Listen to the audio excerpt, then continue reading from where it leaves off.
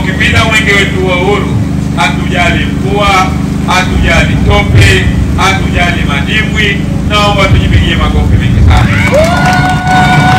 Kwa kweli huu ndio uzalendo ndani ya taifa letu.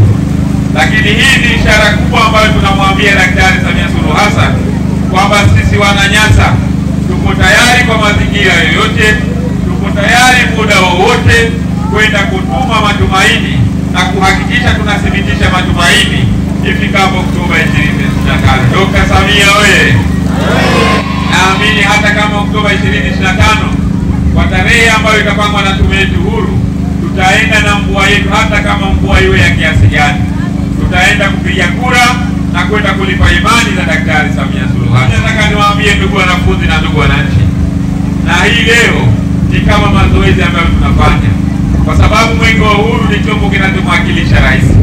Unapoona mwenge huu wa uhuru, tambua Daktari Samia Suluhu Hassan yupo katika eneo hilo, na naamini ifikapo Oktoba 2025 hata kama ile mvua, tutaenda kuonesha kwamba tunaenda kumlipa Daktari Samia Suluhu Hassan. Kitambo analipo. Leo hii tumefika katika shule hii. Shule hii tumekuja kujionea mradi mkubwa wa sekta ya elimu kwa maana ya madarasa matatu.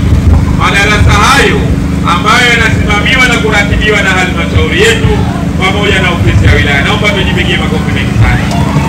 Kwa kweli sisi wakipita mwenge wa uhuru tumekagua ubora wa mradi wa madarasa ule. Madarasa yana viwango, yamezingatia sifa, na mwenge wa uhuru kutokana na hamasa yetu hauna pingamizi, umekubali kuzindua madarasa yale matatu ya shule hii ya